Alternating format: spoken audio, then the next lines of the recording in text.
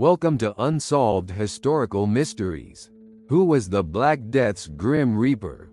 Unveiling the terrifying legends behind the plague.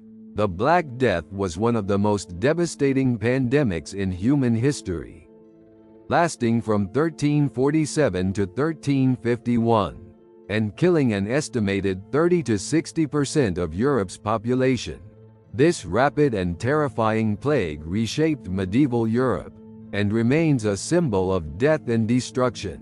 Caused by the bacterium Yersinia pestis, the disease spread primarily through fleas that infested rats.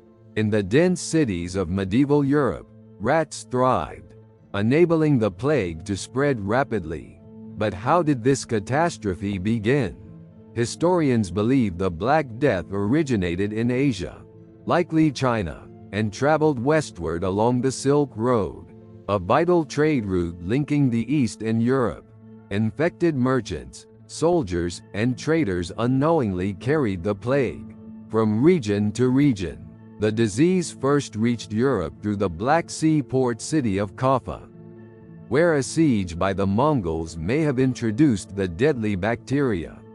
Some accounts even suggest that infected corpses were used as biological weapons, catapulted over city walls to spread the infection.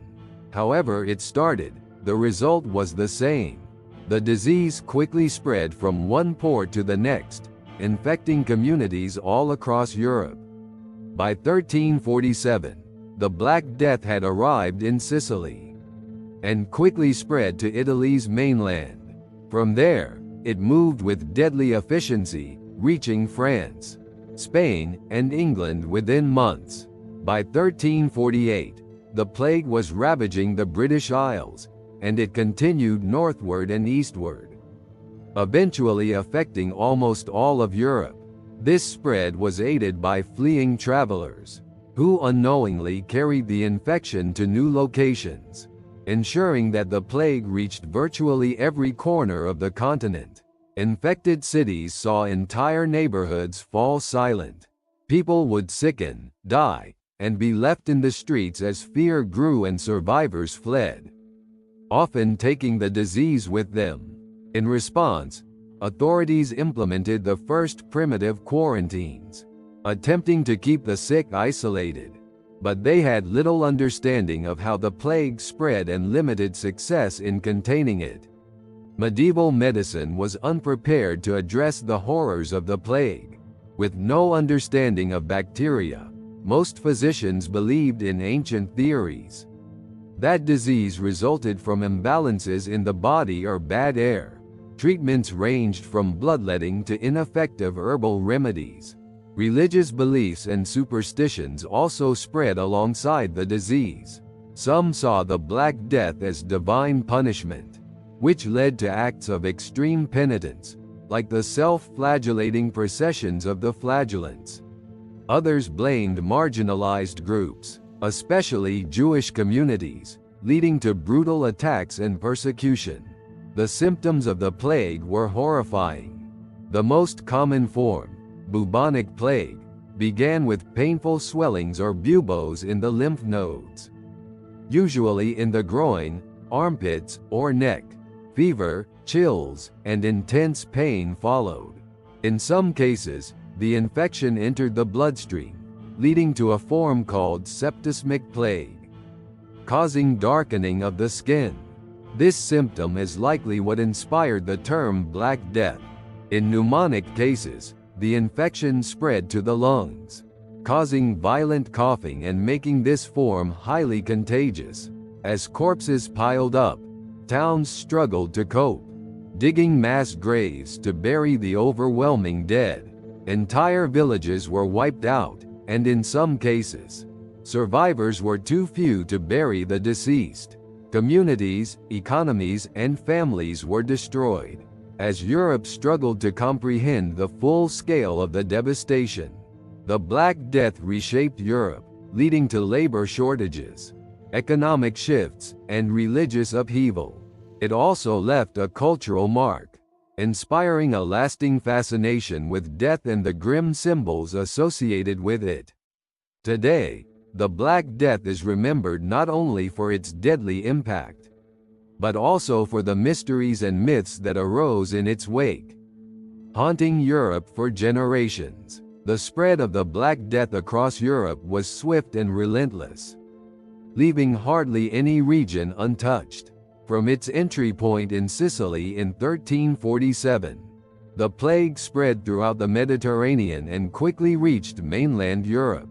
Cities such as Genoa, Venice, and Marseille were among the first to suffer, as they were major ports, frequented by merchants and travelers who unknowingly carried the infection.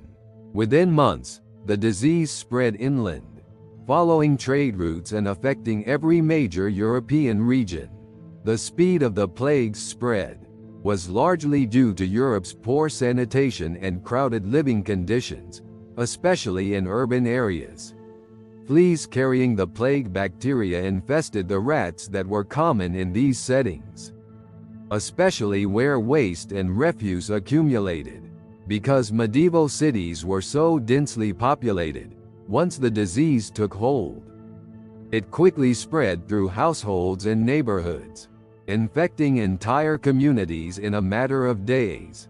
Attempts to escape the plague only made matters worse. People fleeing infected areas often carried the bacteria with them, bringing the disease to new towns and villages. Merchants and pilgrims traveling along trade routes also contributed to the rapid spread. As a result, many communities were infected before they even knew of the danger. In response, towns and cities started imposing restrictions. Some areas attempted to quarantine infected individuals, locking them in their homes or isolating entire households. Venetian authorities introduced one of the earliest forms of quarantine, requiring ships arriving from plague-infected regions to anchor offshore for 40 days. However, these measures were often too late or ineffective in densely populated areas, where the disease continued to rage. As entire families and villages succumbed, fear spread faster than the plague itself. People were horrified at the speed and randomness with which the disease struck, and many began to believe that it was unstoppable. This led to a sense of fatalism and hopelessness, as people began to accept that there was little they could do to escape its reach. This pervasive fear not only fueled the disease's spread, but also laid the foundation for the legends and myths surrounding the Black Death. The Black Death didn't just alter Europe demographically, it disrupted every aspect of daily life. As the plague spread, communities were transformed. Streets, once busy and full of life, became eerily silent, with homes abandoned and towns left deserted as people either fled or fell to the disease. The sight of empty villages and neglected farms became a hauntingly common scene. Many people avoided family members or friends to avoid infection, leading to a breakdown in social bonds. Economic life came to a near standstill. Markets, workshops, and ports were left empty, and fields were left unharvested as the labor force dwindled. Entire professions were almost wiped out, particularly those involving close contact with others, like traders and innkeepers. In many cities, there were not enough healthy people left to bury the dead, and mass graves were hastily dug to handle the sheer numbers. Church bells rang constantly for the dead, and the psychological impact on survivors was profound, as people mourned countless losses. Religious practices were also deeply affected. Many viewed the plague as a punishment from God, which led to an increase in penitential acts. Groups like the Flagellants gained followers, traveling from town to town, and publicly whipping themselves to atone for humanity's sins, hoping to gain divine mercy. Yet, despite these acts, the death toll continued to rise, which led to disillusionment with the Church, and even sparked distrust of religious leaders who could offer no protection from the deadly plague. superstition and scapegoating became widespread. As panic rose, some began to accuse marginalized groups, especially Jewish communities, of causing the plague by poisoning wells or spreading curses. These baseless accusations led to violent pogroms and the execution of many innocent people across Europe. Fear also encouraged bizarre remedies. People burned herbs or placed charms around their homes, hoping to ward off bad air or evil spirits.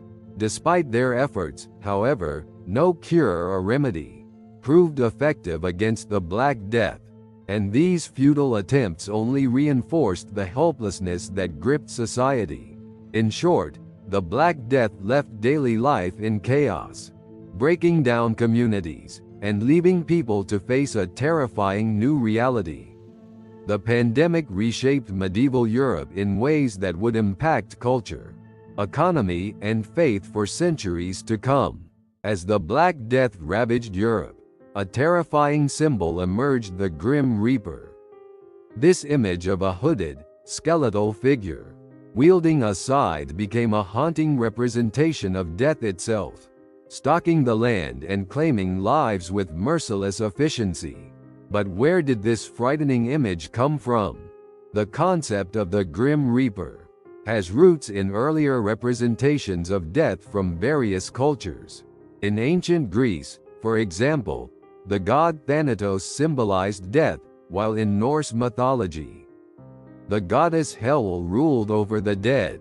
However, the figure of the Grim Reaper, specifically as we know it, began to solidify during the Black Death. The skeleton, a stark reminder of what the plague left behind, was the perfect visual representation of death for people who were surrounded by it every day. Adding a scythe symbolized how lives were being harvested in large numbers, like crops cut down before their time. The black cloak, often depicted as covering the Reaper's face, further heightened the fear associated with this figure. Cloaks were worn by doctors who treated plague victims, the physician's plague doctor. Uniforms also included dark robes and long, beak-like masks filled with herbs to ward off bad air. This connection added an ominous aura to the Reaper's attire, giving it a sense of eerie familiarity. The imagery of the Grim Reaper spread quickly through art and folklore, and people came to believe that this spectral figure was a literal bringer of death. Some even claimed to see a dark figure moving through towns, interpreting this as a sign that the plague would strike next. The Grim Reaper thus became not just a metaphor, but a real, terrifying presence in the lives of medieval Europeans. A symbol of the Black Death's relentless grip on society. As the Black Death continued to claim lives across Europe, the image of the Grim Reaper spread quickly, reinforcing the fear and hopelessness people felt. In paintings, carvings, and literature, the Reaper appeared as a symbol of the unstoppable death that haunted daily life. The sight of a skeletal figure with a scythe became synonymous with the plague, and this dark imagery traveled from town to town, intensifying people's fear of the invisible threat surrounding them. The Reaper became a powerful reminder of mortality. The sweeping scythe symbolized how quickly life could be taken, harvested in an instant without warning or mercy. The Reaper's hollow, haunting eyes and bony hand, wielding a scythe, only deepened the sense of dread.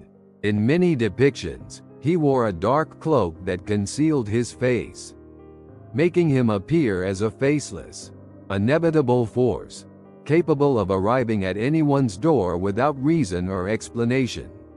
This imagery was reinforced by real-life events: mass graves, piles of abandoned bodies, and ghostly empty villages. All contributed to the association of the Reaper with death's relentless spread. People saw death everywhere they looked, and this constant reminder turned the Grim Reaper into a hauntingly familiar figure, almost like a visitor who could strike at any time. In many ways, the Reaper became more than a symbol. He became a belief. Stories circulated that if you saw a shadowy figure or felt a chill in the air, the plague might be near. For medieval people facing a crisis of unimaginable scale, the Grim Reaper offered a way to visualize and comprehend the horror. Even as he amplified the terror, over time, he became a lasting symbol, representing not only the Black Death but death itself, a figure that still looms in our culture today, as a reminder of life's fragility. In the midst of the Black Death's devastation, many believed the Grim Reaper was not just a symbol, but a real figure haunting the towns and villages of Europe. With so many deaths occurring so quickly, people were desperate for explanations, and they began to report sightings of shadowy figures in dark robes, sometimes carrying a scythe, moving silently through streets or lurking on hillsides. Some of these accounts may have been influenced by the plague doctors, whose frightening costumes, long dark robes, leather gloves, and beaked masks, were meant to protect them from infection. However, this uniform also made them look ominous, resembling the Grim Reaper's dark, faceless figure. Their mysterious appearance as they moved from house to house created an association with death, reinforcing the idea that a physical entity was somehow guiding the plague. Adding to the fear, there were stories of supernatural encounters. Rumors spread of spirits or omens appearing in infected areas just before the plague struck. Some believed these specters were harbingers of death, sent by God or malevolent forces to punish humanity. People spoke of deathly figures crossing paths with the living, and these eerie tales took root, feeding into the collective horror of a society facing what seemed like an unstoppable curse. These stories show how the Reaper became more than just an image of death. He became a personification of the inexplicable dread that accompanied the Black Death. Whether seen as a ghostly figure, a divine messenger, or even an actual visitor, the Grim Reaper became deeply ingrained in the minds of those who survived the plague. Even today, this figure endures, rooted in centuries of fear, mystery, and the human need to give shape to the incomprehensible. As the Black Death ravaged Europe, fear and confusion fueled bizarre rumors about its cause. Many people, desperate for answers, began to believe that dark forces were at work. This led to the widespread idea that witches, heretics, or other evil figures might be responsible for spreading the plague. In a time when religious explanations dominated, some thought the pandemic was a punishment from God, or the work of those who had turned to sorcery or heresy. Rumors quickly spread that witches had cast spells, or that heretics had cursed Christian communities. Some people claimed that these groups performed dark rituals to summon the plague, intending to bring ruin upon society. In response, local authorities and fearful citizens targeted those they suspected of practicing witchcraft or heresy, leading to arrests, trials, and even executions. People believed that punishing these evildoers might lift the curse, though these actions only increased the suffering of innocent people. Caught in the panic, the persecution of witches and heretics added yet another tragic layer to the devastation of the Black Death. For those who survived the plague, these brutal witch hunts and trials would be a reminder of how fear can lead people to act against their own neighbors in times of crisis. In the face of the Black Death's horrors, people desperately turned to any remedy or ritual that might protect them from the plague. With no scientific understanding of how diseases spread, strange and sometimes shocking practices became common as people tried to defend themselves. Some remedies were based on folk traditions, while others were the result of fear-driven superstitions. yet all reflected the deep uncertainty of the time. One common belief was that strong-smelling substances could ward off the plague, which many thought traveled through bad air. People began carrying packets of herbs, such as rosemary, lavender, and mint, or burning fragrant woods, hoping these aromas would protect them. Wealthier citizens often wore pomanders, small containers filled with perfumes, to purify the air they breathed, while others burned incense or spices around their homes. Another strange practice involved using animals to draw out the illness. Some believed that placing a live chicken or frog on infected skin could absorb the plague and remove it from the body. Other remedies included smearing the buboes with crushed emeralds or drinking potions made of ground-up pearls. Even though these methods were entirely ineffective, the lack of a real cure meant people were willing to try anything. In addition, rituals intended to purify or protect the soul were widely performed. Some prayed constantly, while others conducted elaborate processions, hoping to ward off the plague through public displays of faith. Flagellant groups became especially active, parading through towns and publicly whipping themselves as an act of penance, convinced that suffering would make them immune to the disease. These remedies and rituals may seem strange today, but for those facing the terrifying unknown, they provided a small sense of control.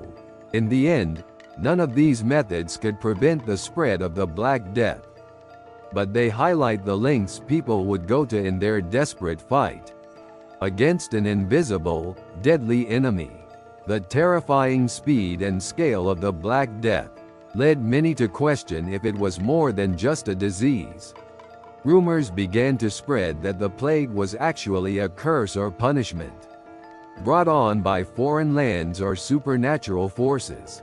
Some Europeans suspected that distant enemies or mythical figures from other cultures had cursed their communities, adding a new layer of mystery and fear to the already overwhelming disaster. Certain legends hinted that the plague was a divine punishment sent to cleanse humanity of sin, while others suggested that magical or even demonic forces were at work. In some parts of Europe, people spoke of the curse of the East, fueled by the belief that the disease had come from faraway lands. As stories spread about the origins of the Black Death, some even accused other cultures or ethnic groups of casting spells or curses, which further fueled prejudice and violence. Foreign traders, especially those coming from the Middle East or Asia, often faced mistrust and fear, as some Europeans believed that these travelers had brought the curse with them. In a time of limited communication and deep superstition, these myths added fuel to the fire of suspicion and isolation. People began to look for scapegoats, blaming the curse on those they saw as different or outsiders. Tragically, these prejudices led to brutal treatment of certain groups, which only intensified the suffering caused by the pandemic. These beliefs about curses and supernatural causes reveal how people attempted to rationalize an incomprehensible tragedy. Faced with a deadly force they couldn't see or understand, many turned to myths and legends to explain what science could not yet uncover. The idea that the Black Death was a curse would continue to influence European culture for generations, leaving behind a legacy of fear, myth, and deep-seated superstition.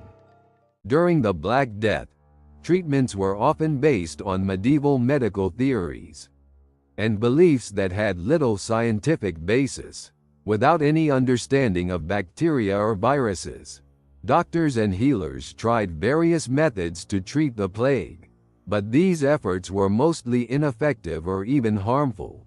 One common treatment was bloodletting, a practice where blood was drawn from the patient to supposedly balance their bodily humors. Many believed that illness resulted from an imbalance of the body's fluids and draining blood, was thought to restore this balance. However, bloodletting weakened patients further, making them more vulnerable to infection. Herbal remedies were also popular. Some used crushed herbs like sage, thyme, or lavender, in the hope that these could counteract the bad air believed to spread the disease. Others tried to treat the buboes, or swollen lymph nodes, by applying poultices made from onions, figs, or butter. Though these methods provided little more than comfort, they were often the only treatments available. Surprisingly, some practices turned out to be useful, even if by accident. Isolation, for example, was imposed by certain cities, especially in Italy, where the word quarantine originated. Ships arriving from plague-infected areas were required to stay offshore for 40 days. This helped slow the spread, even though people didn't understand why it worked. In the end, the treatments of the time could not stop the plague. The Black Death would continue to ravage Europe until it finally receded on its own. However, the experience led to greater awareness of sanitation and isolation, which would eventually shape modern medical practices in Europe.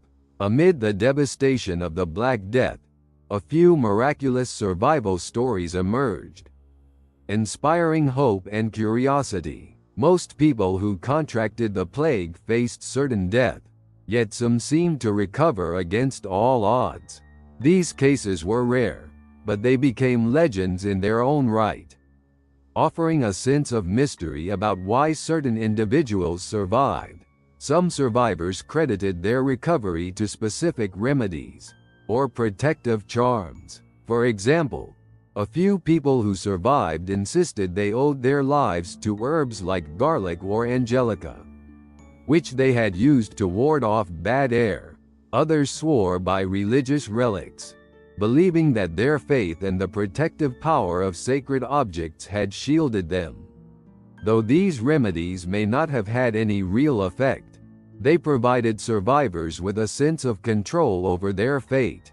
There were also stories of people who developed immunity to the plague after being exposed multiple times.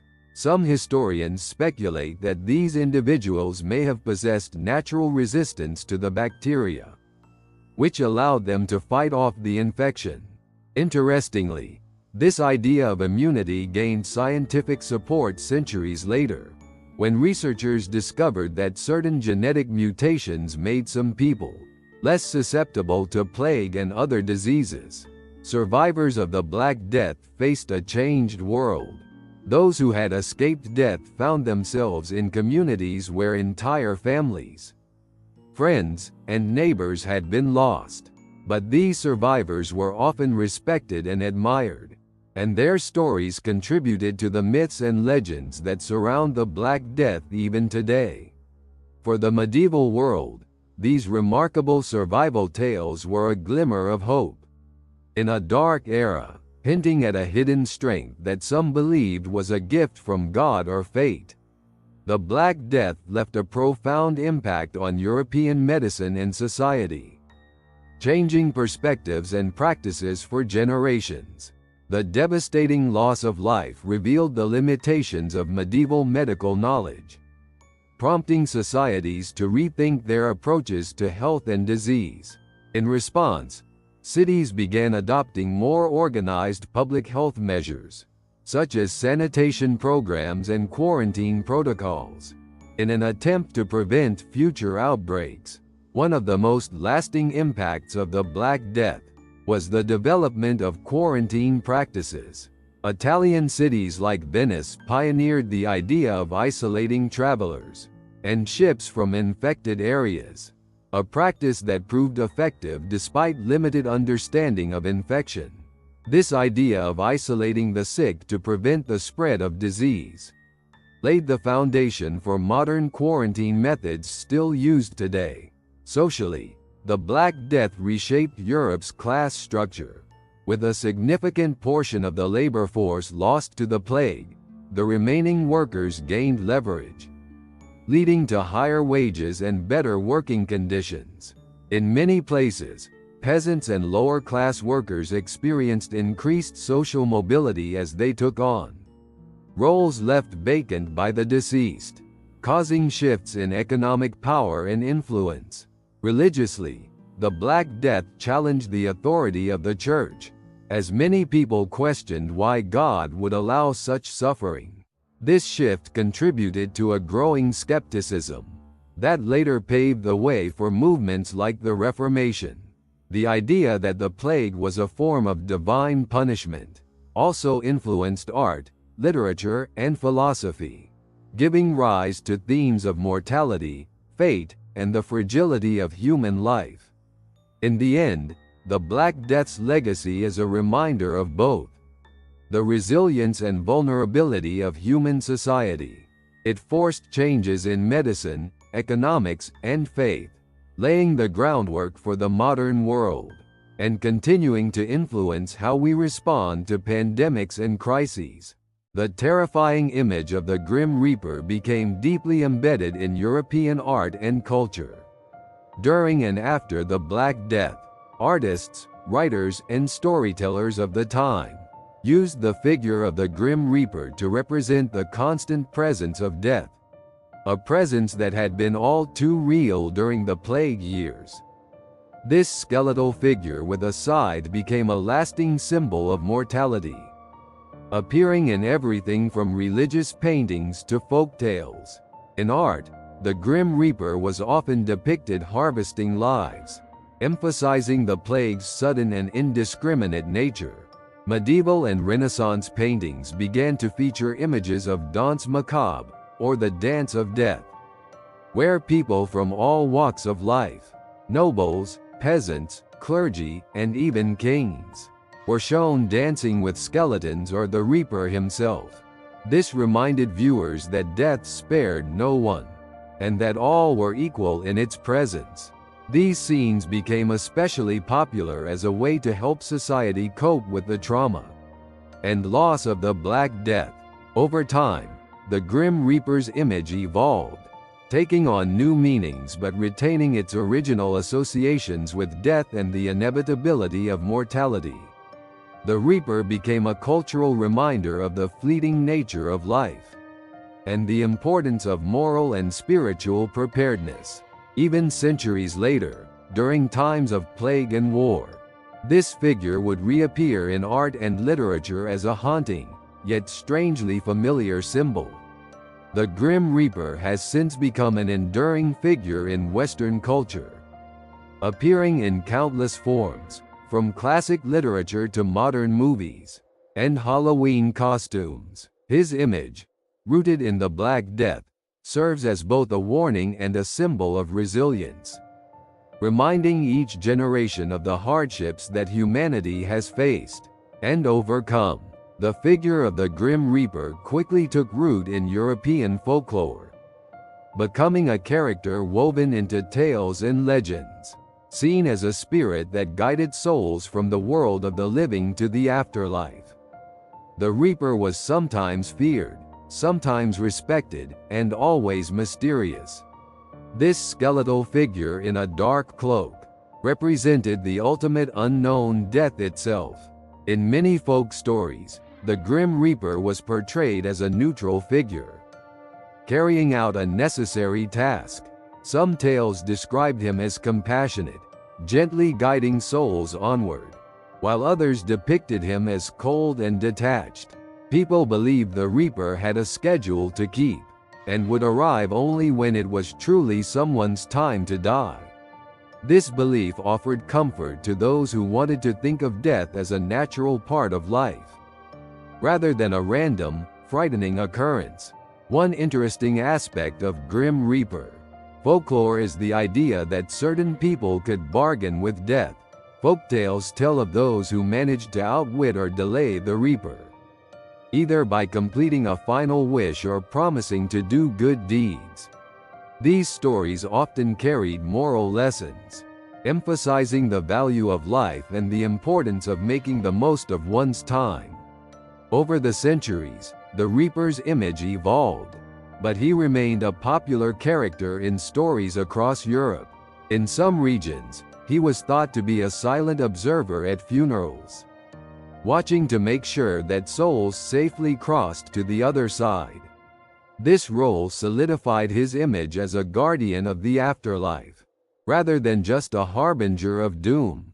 The Grim Reaper became an embodiment of people's complex relationship with death, both a source of fear and a figure of acceptance. Through these legends, the Reaper found a lasting place in culture, reminding people of the mystery and inevitability of life's final journey. The Black Death left behind far more than a death toll. It imparted lessons that have shaped societies for centuries. From medical practices to cultural beliefs, the horrors of the plague pushed humanity to adapt and reflect on its vulnerabilities, inspiring changes that would ultimately lay the groundwork for modern science, public health, and philosophical thought. One of the most significant impacts was in medicine. The Black Death exposed the weaknesses in medieval medical knowledge, and led to the early beginnings of epidemiology. The realization that isolation and sanitation could reduce infections encouraged city leaders to establish more organized public health measures.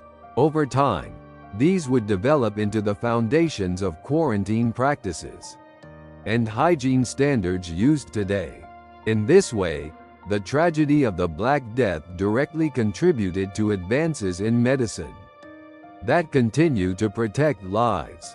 Culturally, the Black Death's legacy is seen in art, literature, and folklore. Themes of mortality and the frailty of human life became central to the art of the period, inspiring movements like the danse macabre and influencing generations of artists and writers.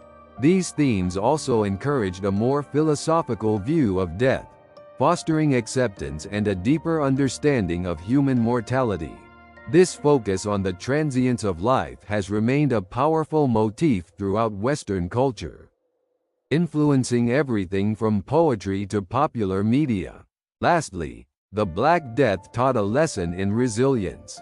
The medieval world was forced to rebuild, often under the harshest conditions, and this experience taught later generations the importance of preparation and community in times of crisis. This resilience, born from one of the darkest chapters in history, is a reminder of humanity's ability to endure, adapt, and eventually overcome even the most severe challenges. The legacy of the Black Death endures as both a cautionary tale and an inspiration, underscoring the need for compassion, vigilance, and unity. Today, as we face new health challenges, the lessons from this pandemic remain relevant, reminding us that while death is inevitable, our response to it shapes the future. If you found this video helpful or interesting, please give it a thumbs up and subscribe to the channel.